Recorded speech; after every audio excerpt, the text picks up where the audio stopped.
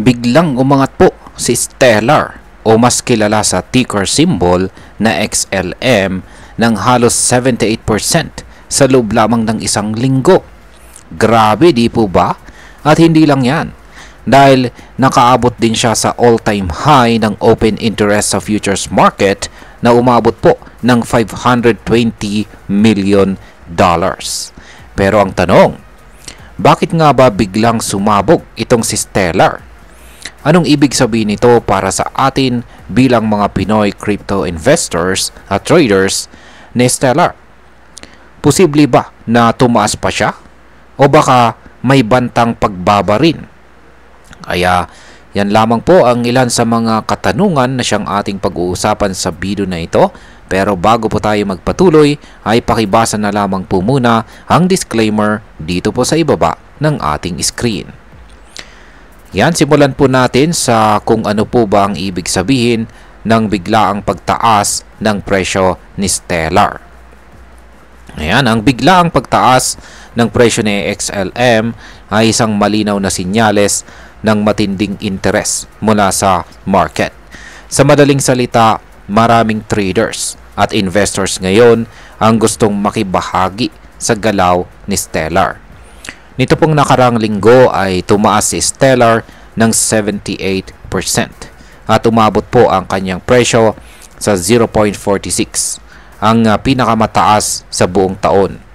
Itong paglobo ng presyo ay hindi basta-basta dahil sinabayan ito ng matinding pagtaas ng futures open interest. Ibig sabihin nito, maraming traders ang tumataya gamit ang futures contracts na parang pustahan kung tataas or bababa ang presyo ni XLM. At base po sa datos, halos lahat ng taya ay nasa long position. Ibig sabihin ay inaasahan nilang tataas pa itong si XLM. Ngayon ay bakit mataas po ang open interest ni Stellar? Umabot na po sa $520 million ang open interest ni XLM sa futures market. Ito na ang pinakamataas na naitala or nai-record sa kasaysayan ng coin na ito. Pero ano nga ba ang open interest? Ito po ang kabuang halaga ng mga futures contracts na bukas pa or active. Kapag mataas ito, ibig sabihin maraming traders ang active sa market. At kadalasan, isa itong sinyales ng malaking galaw sa presyo. At sa kasalukuyan, mukhang bullish o positibo ang pananaw ng market kay XLM. Mas maraming pumapasok sa long positions kaysa sa short. Kaya mukhang mataas pa ang posibilidad na tataas pa ang presyo. Ngayon ay ano naman po ang ipinapahiwatig ng ADX o Average Directional Index ni Stellar? Isa pa sa malakas na sinyales ng momentum ni Stellar ay ang ADX o Average Directional Index. Sa ngayon nasa 28.39 ang ADX ni XLM. Lagpas ito sa critical threshold na 25 kung saan ay nangangahulugang may malakas na uptrend. Ang ADX ay ginagamit para masukat kung gaano kalakas ang galaw ng presyo. Kapag lumalagpas ito sa 25, ito ay indikasyon na may direksyon ang galaw. At sa kasong ito, pataas po ang direksyon ni XLM. Mula January hanggang July, ngayon lang naabot muli ni XLM ang ganitong kalakas na ADX level. Ibig sabihin, hindi ito pangkaraniwang galaw. Kaya maraming analyst ang naniniwalang hindi pa tapos ang kanyang pag-akyat. Ngayon ay hanggang saan naman hanggang saan pa pwedeng umabot ang presyo ni Stellar? Sa kasalukuyan, si XLM ay nasa presyong 0.46. Ngunit may resistance po siya sa presyong 0.47. Ibig sabihin, parang may pader na humaharang sa kanya para makaakyat pa. Kung mababasag po niya ang resistance na ito, posible po siyang umabot sa presyong 0.50 at baka pati sa presyong 0.56 na magiging pinakamataas na presyo sa loob ng 8 months. Kapag nangyari ito, tiyak na mas dadami pa ang sasakay sa momentum ni XLM.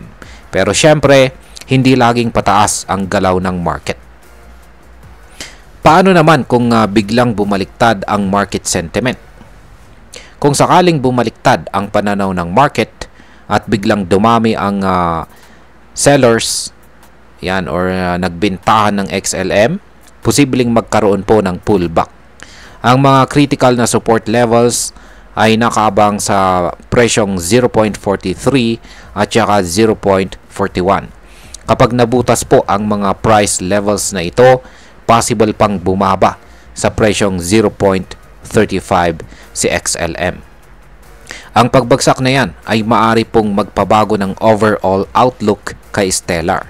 Mula po sa bullish ay magiging bearish ang pananaw. Kaya kung ikaw po ay nagpaplano na bumili or pumasok kay XLM, kailangan mong bantayan ang mga support at resistance levels na ito. Yan para po sa atin bilang mga Pinoy crypto traders at investors ni Stellar. Ito po ay isang napakalaking oportunidad. Ang ganitong malalaking galaw ay bihira at pwedeng pagkakitaan kung tama ang timing at diskarte. Kaya kung ikaw ay marunong magbasa ng trend at may kaalaman sa paggamit ng technical indicators tulad ng ADX, open interest at support resistance, malaki po ang chance mong makasabay sa ganitong bullish runs. Ngunit huwag din nating kalimutan na may kasamang risk ang pag-i-invest, lalo na sa volatile na market gaya ng crypto. Kaya dapat lagi po tayong may risk management gaya po ng stop loss at wag po tayong mag-all in. Ayan, bilang panghuli, ang masasabi ko naman tungkol dito sa biglaang pagsabog ni Stellar ay ito po ay hindi tsamba.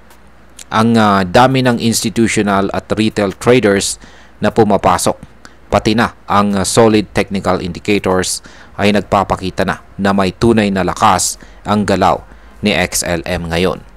Pero bilang isang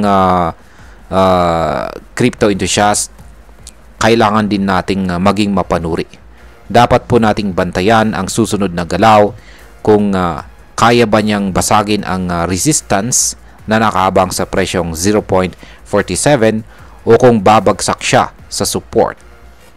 Kaya ang bottom line, opportunity ito, pero dapat sabayan ng tamang kaalaman at disiplina sa pagtitrade. At ayan, hanggang dito na lamang po tayo sa video na ito mga ka-crypto. Marami pong salamat sa panonood. Ingat po tayo lagi at God bless po sa ating lahat.